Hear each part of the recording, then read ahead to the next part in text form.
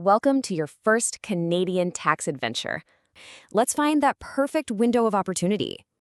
This timeline really lays it all out for you. So, by the end of February, a whole bunch of stuff happens. Your employer has to send you your T4. Banks send out T5s if you've got investment income, and it's also the deadline to contribute to your RRSP for the previous year. This is basically when all the key pieces of your tax puzzles start arriving, all leading up to that big deadline on April 30th. And that brings us to what I call the sweet spot. That period from mid-March to the end of April.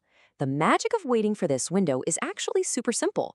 By then, you should have all your documents. Filing any earlier is a bit of a gamble, really. If a slip comes in late and you've already filed, you'll have to go back and amend your return. And believe me, that is a headache you do not want.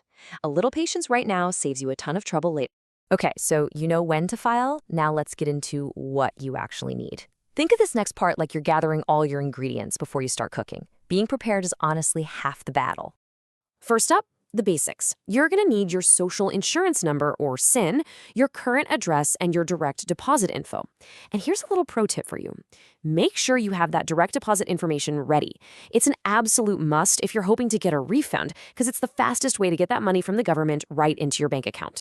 All right, next on the list, income slips. The one you'll almost certainly see is the T4, which comes from your employer, but you might also have a T4A for other types of income, or a T5 for any investment earnings. Just think of these slips as the official record of every dollar you earned last year. Now for the fun part, how to save some money. These documents are all about deductions and credits, which are just fancy ways of saying they can lower the amount of tax you have to pay.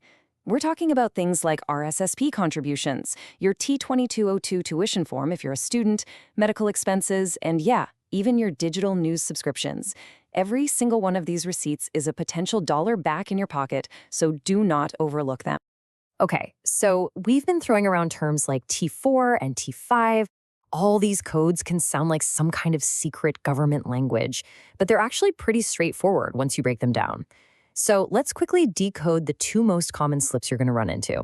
Here it is in a nutshell. A T4 slip, that shows the money you earned from your job, your salary, any bonuses, that kind of thing. Your employer sends it to you.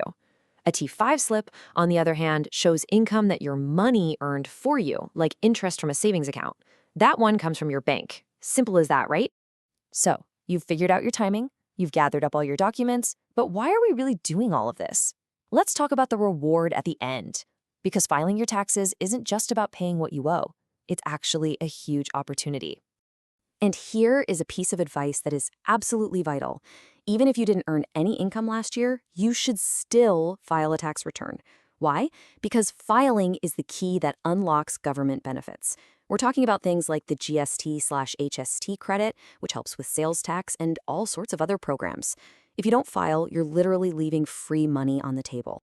You've already taken the biggest step just by deciding to learn about this. You now have the timeline, the checklist, and you know exactly why it's so important. You are 100% capable of tackling this. So, the only question left is, are you ready to become your own financial hero? You've totally got this.